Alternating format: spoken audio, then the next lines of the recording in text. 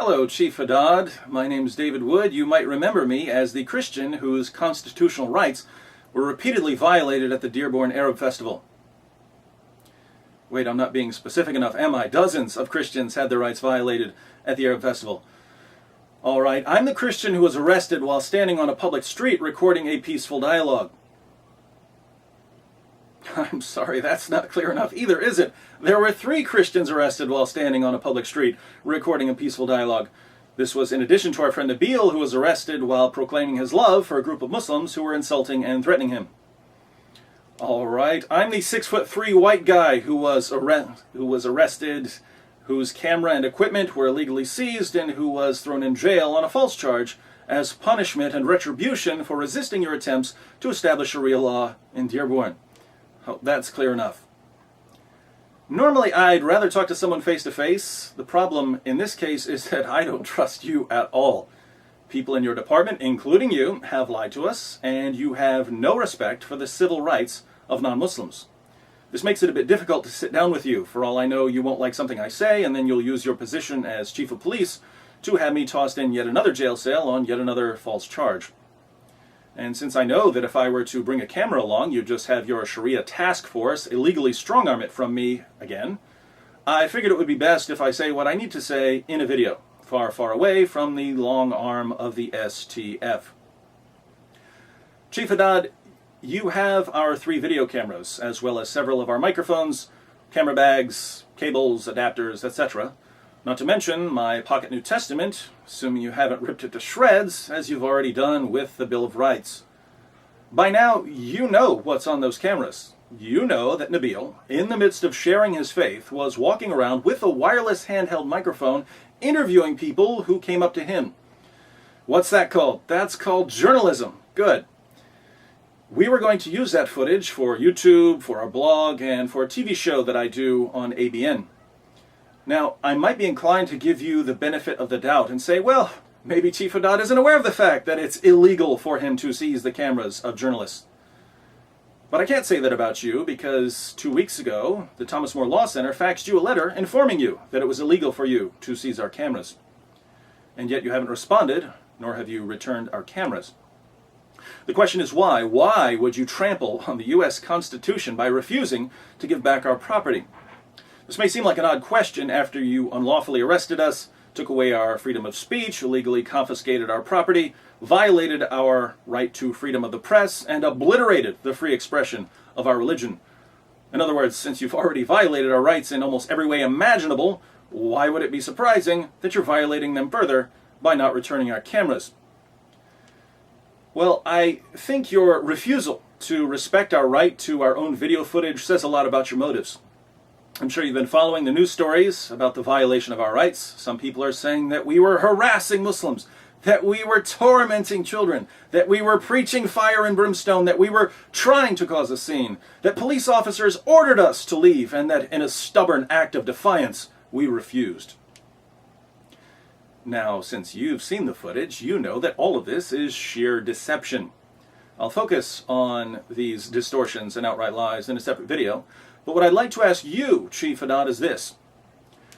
Why is it that people are able to continue circulating lies about our ministry when there's video footage proving that these men are lying? They're able to spread deception about us. They're able to drag our reputations through the mud because you took away our constitutionally protected video footage that we would have used to show people what really happened at the festival.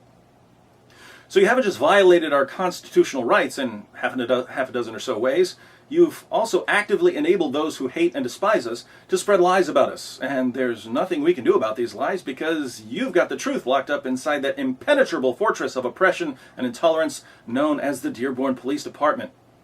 The truth would have been circulating on news programs and YouTube videos long ago if only you hadn't decided to declare war on both Christianity and America itself.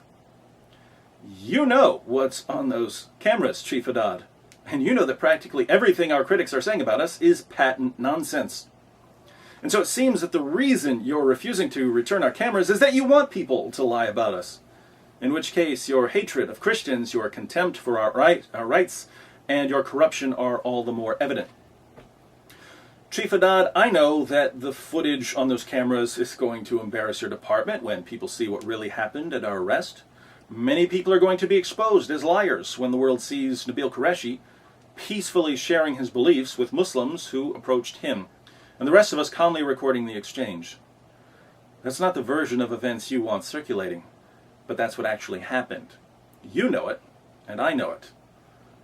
But I want America to know it. Everyone's telling me, of course, that you're not going to allow it, that you're going to erase the footage, or that the cameras are going to mysteriously disappear, just as the civil rights of Christians mysteriously disappeared the moment you became chief of police. That certainly wouldn't surprise me, given what I've seen from your department, so I don't know what to expect, but I can say that it's not going to look good, and no one's going to be fooled if you erase our footage. So if it's not too much trouble, we'd like a property back. Property which, let's face it, you've stolen from us. If possible, I'd also like the footage from the security cameras in the police department when you were booking us.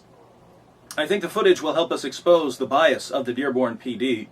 For instance, I've heard that when your officers forced Negin to take off her long-sleeve shirt and strip down to her tank top in front of the male police officers who were present, one of them said, "Let's get this beautiful girl into a nice cell." Then he said, "Step over here so we can get a look at you." Now I'm willing to interpret this for the moment in the most innocent manner imaginable. But I'd like to ask you this.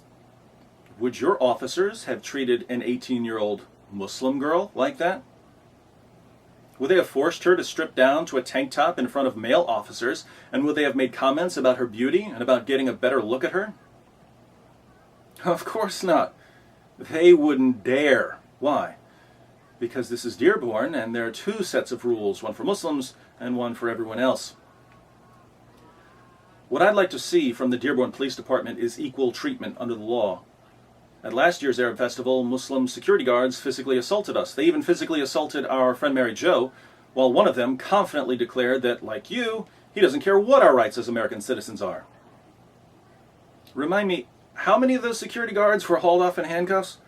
None. Right. Despite the fact that we had the attacks on camera. And yet I was arrested this year, apparently as revenge for publicizing the attacks last year. I didn't assault anyone. I didn't insult anyone. I didn't do anything wrong. Neither did Nabil or Paul or Negin. Why the double standards, Chief? How come a Muslim won't get arrested for physically assaulting a Christian woman, but a Christian woman will go to jail for holding a camera on a public street? The reason, Chief Haddad, is you. As far as I'm concerned, if you're going to use your position and authority to persecute, oppress, and subjugate members of any religion, you don't qualify for mall security, let alone chief of police. And so I hope that for once you'll do the right thing. I invite you to return the cameras that you illegally seized. I also invite you to take full responsibility for your department's oppression of Christians and to resign from your position as chief of police, not only because of your complete disregard for the constitutional rights of non-Muslims, but also because you have no concern for the reputations of the officers under you.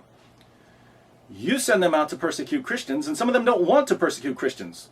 How do I know? Some of them told us. And yet they have to follow your orders. But when I put up a video showing them harassing Christians for handing out Bibles or arresting people for having a peaceful discussion, they're the ones who look bad. All because they're taking orders from you. So you're throwing your fellow officers under the bus, and you don't seem to care as long as you get to continue your campaign of reducing Christians to dhimmi status.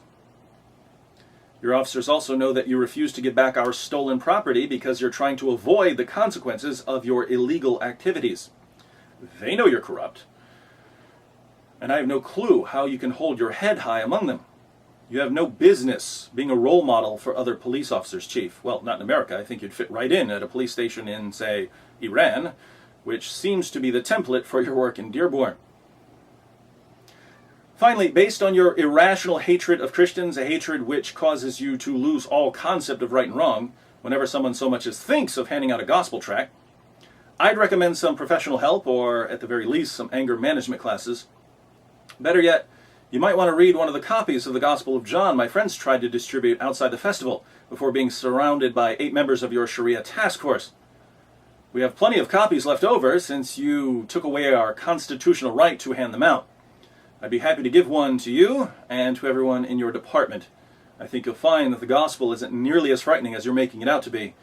It certainly isn't something that should be censored by the government on a public street in the United States of America. See you in court, Chief.